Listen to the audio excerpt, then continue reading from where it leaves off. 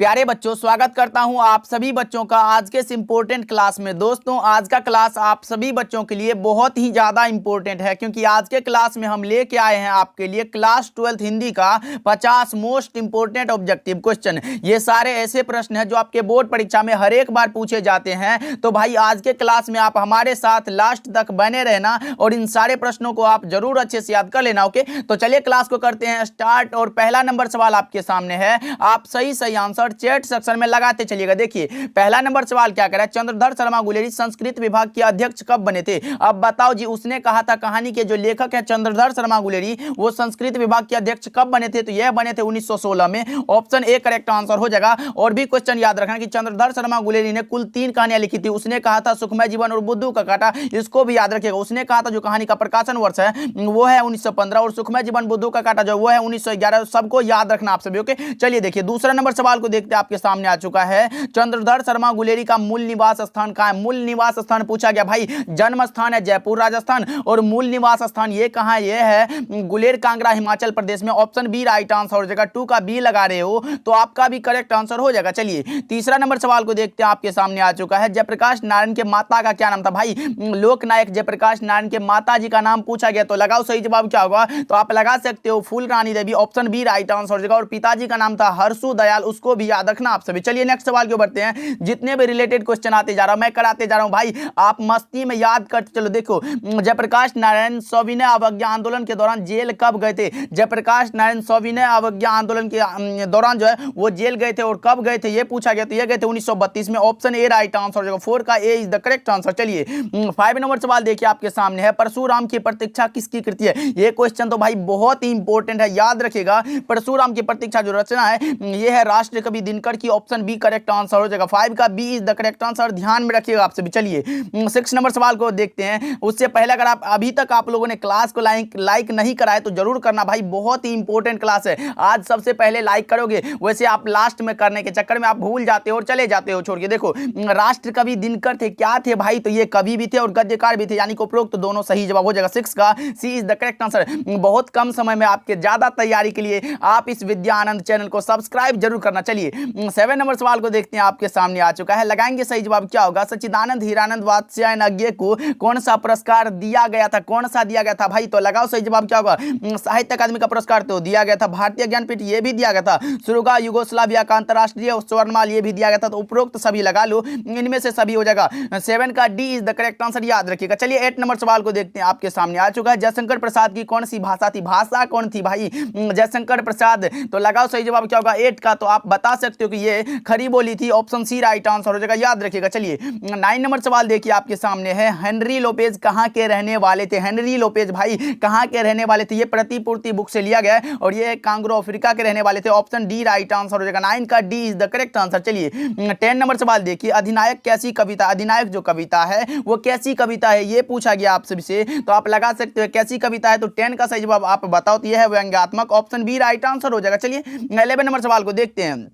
आपके सामने आ चुका है, जय कृष्ण मूर्ति किस रूप में देखे जाते हैं? जय कृष्ण मूर्ति भाई बताओ सही जवाब क्या होगा। लीड बेटर की नजर में जय कृष्ण मूर्ति विश्व शिक्षक माने जाते हैं और यह है महामनीषी। ऑप्शन ए राइट आंसर हो जाएगा। 11 का A is the correct answer. चलिए 12 नंबर सवाल को देखते हैं, क्या कह रहा है। नामवर सिंह किस पत्रिका के संपादक रहे हैं? नामवर सिंह भाई किस पत्रिका के संपादक रहे हैं ये बताना है आपको। ये मोहन राकेश तो सारिका के रहे हैं, आलोचना त्रैमासिक के संपादक रहे हैं। ऑप्शन सी राइट आंसर हो जाएगा, याद रखिएगा। चलिए 13 नंबर सवाल को देखते हैं। आपके सामने है, परमार्थ शब्द का संधि विच्छेद है। संधि विच्छेद पूछा गया किसका? तो परमार्थ शब्द का परम अर्थ भाई। ऑप्शन ए राइट आंसर है। 13 का A is the correct answer. चलिए 14 नंबर सवाल देखिए, दुर्गम शब्द का विलोम होगा। दुर्गम का विलोम क्या होगा भाई? सुगम का दुर्गम कहां है? ऑप्शन बी में दिया गया। 14 का बी लगा लो, राइट आंसर है। अच्छे से याद करते चलो भाई, ऐसे ही ऑब्जेक्टिव आने वाला है आपके बोर्ड एग्जाम में, इसीलिए पहले तो आपको रणनीति बना के उसको तोड़ना फोड़ना होगा। चलिए 15 नंबर सवाल देखिए, अनुकूल शब्द का विलोम क्या? अनुकूल भाई प्रतिकूल, अनुकूल का विलोम प्रतिकूल। ऑप्शन ए राइट आंसर है। 15 का A is the correct answer, याद रखिएगा आप सभी। चलिए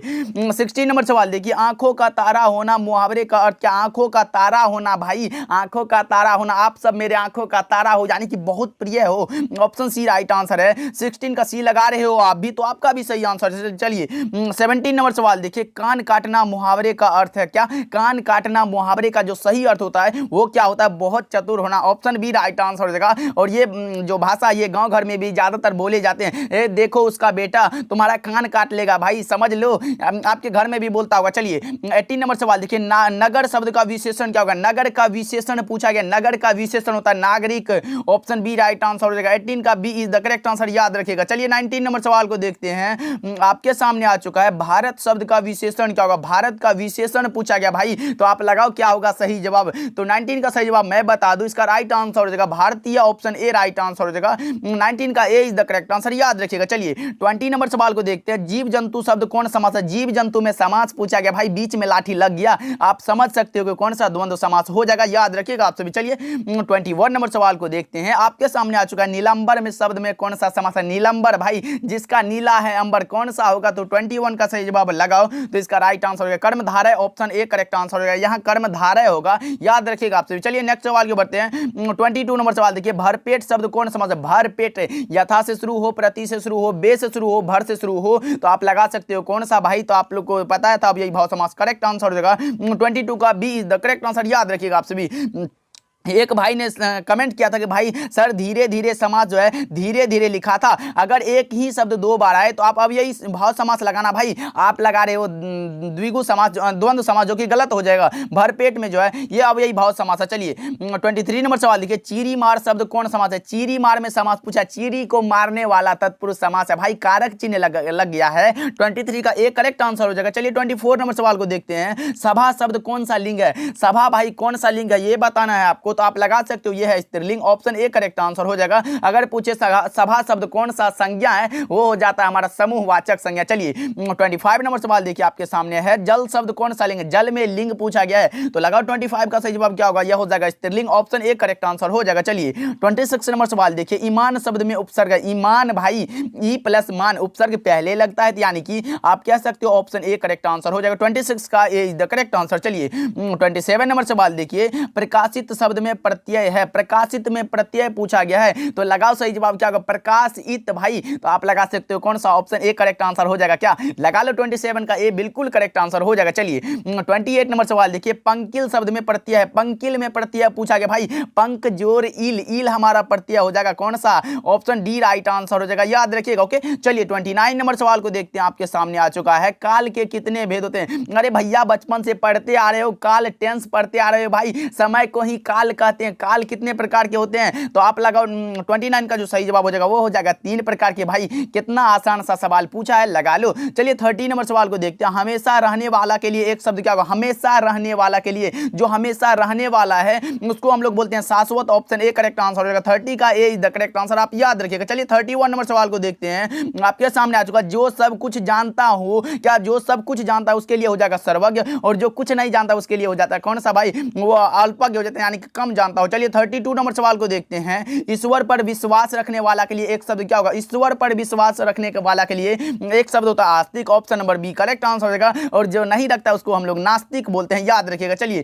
33 नंबर सवाल देखिए क्या कह रहा है, बालकृष्ण भट्ट की रचना बातचीत क्या है? बालकृष्ण भट्ट की रचना जो बातचीत है भाई, पाठ की कौन सी विधा है? तो एक प्रकार का निबंध है जिसके निबंधकार का नाम है Balkrishna Bhatt, option D correct answer हो जाएगा। ये क्वेश्चन आपके बोर्ड एग्जाम में आया हुआ सवाल है, याद रखना आप सभी। चलिए 34 नंबर सवाल देखिए, जयप्रकाश नारायण को कौन सा पुरस्कार मिला था भाई? वो मिला था भारत रत्न एवं मैग्सेसे सम्मान। भारत रत्न मिला था 1998 में, कब? 1998 में, और मैग्सेसे सम्मान मिला था 1965 ईस्वी में, याद रखिएगा आप सभी। चलिए 35 नंबर सवाल को देखते हैं क्या कह रहा है, जायसी के पिता कौन थे? जायसी के पिता का नाम था मलिक शेख ममरेज, जिसको हम लोग मलिक राजे अशरफ भी बोलते थे।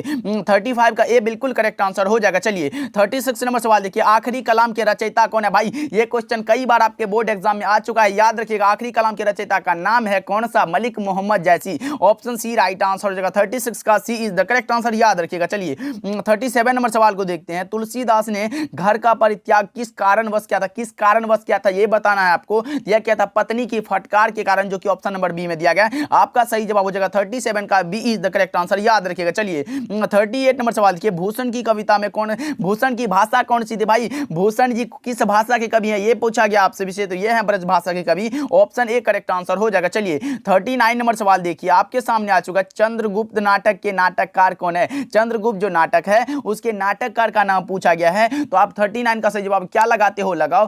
इसका करेक्ट आंसर हो जाएगा जयशंकर प्रसाद भाई, ऑप्शन ए करेक्ट आंसर हो जाएगा। और इसका प्रकाशन वर्ष पूछ दे तो आप 1931 लगा देना भाई, करेक्ट आंसर हो जाएगा, याद रखिएगा। चलिए 40 नंबर सवाल को देखते हैं। निम्न में से गजानन माधव मुक्तिबोध की रचना कौन है? निम्नलिखित में कौन सी रचना है जो गजानन माधव मुक्तिबोध की रचना है? हार जीत अशोक वाजपेयी की रचना है, जन जन का चेहरा एक गजानन माधव मुक्तिबोध की रचना है, गांव का घर ज्ञानेंद्र पति की रचना और अधिनायक रघुवीर सहाय की रचना, यानी कि ऑप्शन नंबर बी आपका सही जवाब हो जाएगा। 40 का B is the correct answer, याद रखिएगा आपसे। ओके चलिए देखिए 41 नंबर सवाल देखिए, दूध शब्द कौन संज्ञा? दूध भाई संज्ञा में कितना अच्छा से समझा चुका है, जिससे मतलब एक ही चीज से संपूर्ण जाति का बोध, उसे हम लोग जातिवाचक संज्ञा कहते हैं। जैसे हो गया गाय हो गया, भैंस हो गया, ये जातिवाचक का बोध कराता है। व्यक्तिवाचक जिससे किसी खास व्यक्ति का बोध हो, खास वस्तु का बोध हो, जैसे कि हो गया पटना भाई, पटना तो एक ही है ना। मधेपुरा हो गया, बिहार मतलब कुछ भी हो गया, जैसे आगरा हो गया, पंजाब हो गया, ये सब व्यक्तिवाचक संज्ञा हो जाता है। द्रव्यवाचक जिसको हम लोग माप तोल करते हैं। समूहवाचक जिससे ग्रुपिंग का बोध होता है, जैसे कि हो गया सभा हो गया भाई, कोई महफिल शादी वाला जो